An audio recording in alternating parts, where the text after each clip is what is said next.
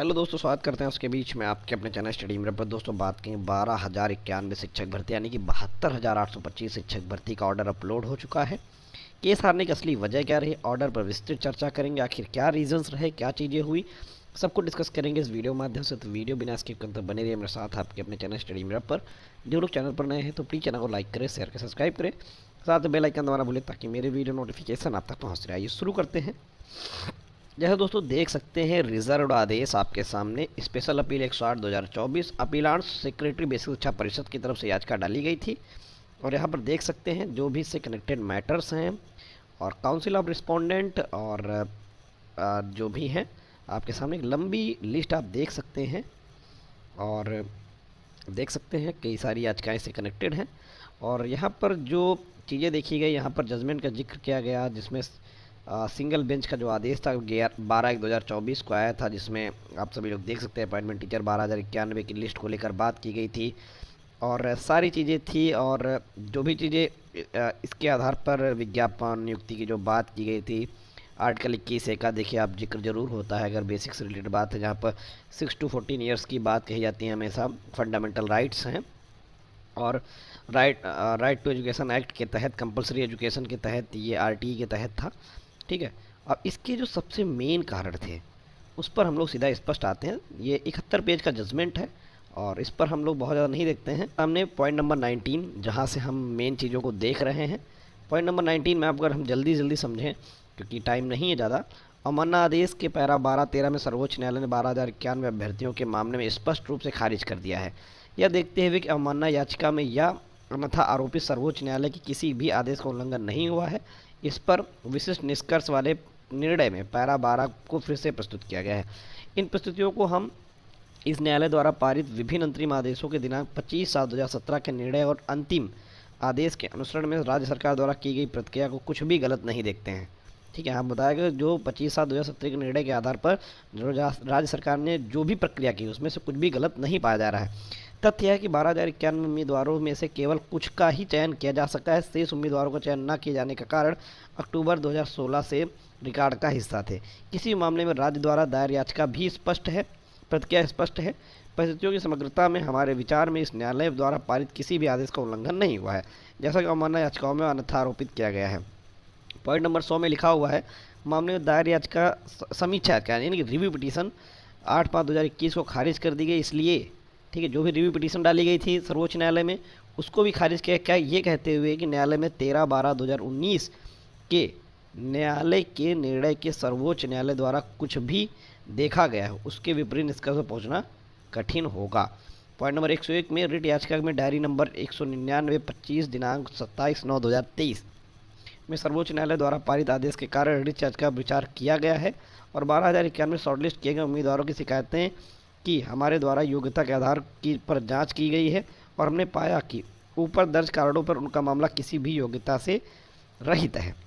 हालांकि हम यह जोड़ना चाहते हैं कि सर्वोच्च न्यायालय द्वारा दी गई स्वतंत्रता के बिना यह न्यायालय शॉर्टलिस्ट किए गए 12,091 उम्मीदवारों की शिकायत पर विचार करने के लिए भी खुला नहीं होता, क्योंकि उनका दावा पहले ही सर्वोच्च न्यायालय द्वारा खारिज किया गया। दोस्तों यहाँ पर जो सबसे बड़ा रीजन बन रहा है वो सर्वोच्च न्यायालय के द्वारा जो चीज़ें हुई हैं वही सबसे बड़ा रीजन बन रहा है।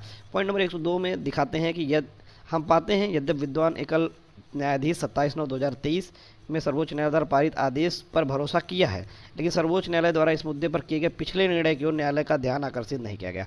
दोस्तों यहाँ पर देखिए स्पष्ट तरीके से बताया जा रहा है कि जो सिंगल बेंच का आदेश आया था, ठीक है, उन्होंने सर्वोच्च न्यायालय पर भरोसा जरूर किया, लेकिन जो पिछले निर्णय थे सर्वोच्च न्यायालय के उस पर ध्यान उनका आकर्षित नहीं हुआ। 12,091 में शॉर्टलिस्ट किए गए उम्मीदवारों से संबंधित प्रासंगिक तथ्यों जिनमें उन्हें काउंसलिंग में उपस्थित होने का अवसर दिया गया था का उल्लेख स्पष्ट रूप से नहीं किया गया है।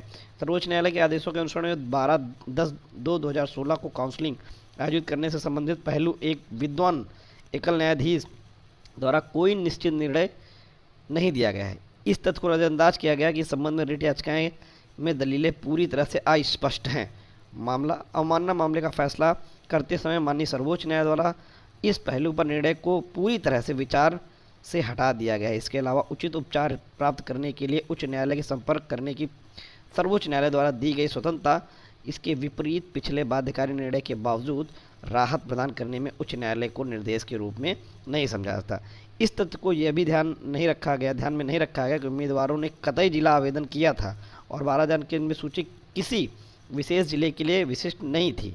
उम्मीदवार जिस श्रेणी से संबंधित था उसमें कोई रिक्त थी या नहीं, इस पर भी ध्यान नहीं दिया गया। तथ्य यह है कि रिट में दलीलें अस्पष्ट और सामान्य प्रकृति की थीं। ठीक है, यहाँ पर दलीलों पर भी कहा गया कि जो रिट में दलीलें थी वो अस्पष्ट और सामान्य प्रकृति की थी, इस पर अधिक गंभीरता से विचार किया जाना चाहिए था। विद्वान एकल न्यायाधीश द्वारा रिट याचिकाओं के दावे को स्वीकार करने के लिए दिया गया एकमात्र कारण पैरा 17, यानी जो सिंगल बेंच ने आदेश दिया था उसमें बता रहे हैं कि जो याचिकाकर्ता के दावों को स्वीकार करने के लिए एकमात्र कारण था वो जो था पैरा 17, जिसके अनुसार शेष 12,091 लिस्ट किए गए उम्मीदवारों काउंसलिंग में भाग नहीं लिया था क्योंकि या तो कोई काउंसलिंग आयोजित ही नहीं की गई थी या उन्हें सूचित नहीं किया गया था और काउंसलिंग की प्रक्रिया के अलावा किसी तरह के तथ्य को रिकॉर्ड पर नहीं लाया गया था। यह स्पष्ट रूप से अस्पष्ट है क्योंकि दोस्तों यहाँ पर देखिए, जब सिंगल बेंच ने आदेश दिया था उन्होंने यही कहा था कि उम्मीदवार काउंसलिंग में भाग नहीं लिया था तो क्योंकि या तो कोई काउंसलिंग आयोजित नहीं हुई या तो किसी प्रकार सूचना नहीं दी गई या इस काउंसलिंग प्रक्रिया के अलावा किसी प्रकार के तथ्य का रिकॉर्ड नहीं लाया गया। तो यह निष्कर्ष स्पष्ट रूप से अस्पष्ट है क्योंकि यह स्पष्ट नहीं है वर्तमान मामले में उपरोक्त में कौन सी अनिवार्यता मौजूद थी। विद्वान एकल न्यायाधीश ने इस बात पर भी आश्चर्य व्यक्त किया है कि काउंसलिंग की जानकारी के बावजूद उक्त सूची में के कई उम्मीदवारों ने भाग नहीं लिया और मुकदमेबाजी में बने रहे, यह भी निर्देश को उचित नहीं ठहरा सकता है। उसके बाद जो अंतिम पैराग्राफ को कह रहे हैं उसमें देख लेते हैं।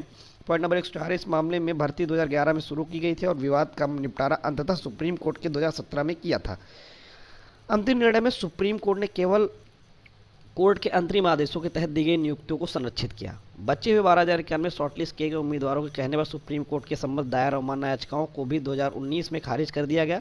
रिट याचिकाओं का दावा था कि उन्हें नियुक्ति किया गया था, उनकी नियुक्ति सुप्रीम कोर्ट द्वारा संरक्षित 66,655 नियुक्तियों में शामिल थी, गलत पाया गया क्योंकि इस 12,091 में शॉर्टलिस्ट किए गए उम्मीदवारों में केवल 391 को ही वास्तव में नियुक्त किया गया था और 66,655 नियुक्तों को आंकड़ा अन्य उम्मीदवारों का था, ना कि 12,091 में शॉर्टलिस्ट किए गए उम्मीदवारों से बचे हुए उम्मीदवारों का। इस न्यायालय के सम्मत दायर रिट में बार बार दौर भी विफल रहे। लगभग 13 वर्षों की अवधि बीत जाने के बाद इस चयनित अभ्यर्थियों के पक्ष में इस न्यायालय के सर्वोच्च न्यायालय के किए गए, दोस्तों यहाँ पर समझिएगा, लगभग 13-20 जनवरी में सर्वोच्च न्यायालय द्वारा किए गए पिछले निर्णय के विरुद्ध उनके अनुरोध मात्र पर निर्देश जारी नहीं किया जाना चाहिए। ठीक है, और इस मामले को ध्यान रखते हुए बोर्ड और राज्य द्वारा विशेष अपीलें सफल होती हैं, यानी कि इनको अलाउ किया जाता है, उन्हें अनुमति दी जाती है। विद्वान एकल न्यायाधीश द्वारा 12/1/2024 को रिट याचिकाओं में पाए निर्णय के आदेश को रद्द किया जाता है। दोस्तों यहाँ पर 24 है, 14 मिसप्रिंट है ऑर्डर में, ठीक है, उसको परेशान मत होइए। यहाँ पर बताया गया कि रिट याचिकाओं के आदेश को रद्द किया जाए, सिंगल बेंच के आदेश को यहाँ पर पूरी तरीके से रद्द कर दिया गया है। परिणाम स्वरूप सिंगल बेंच विद्वान न्यायाधीश के समक्ष दायर सभी रिट याचिकाएं खारिज की जाती हैं। चूँकि 12,091 अभ्यर्थियों का दावा पहले ही खारिज हो चुका है, यह देखते हुए सर्वोच्च न्यायालय 2019 में यह निष्कर्ष दर्ज किया था कि सर्वोच्च न्यायालय के आदेशों का कोई उल्लंघन नहीं हुआ है। ऐसे में अन्य याचिकाकर्ताओं का दावा, जिन्हें 12,091 अभ्यर्थियों की सूची में शामिल नहीं किया गया था, विद्वान एकल न्यायाधीश द्वारा निर्णय में पैरा 15 सही रूप से खारिज किया गया है।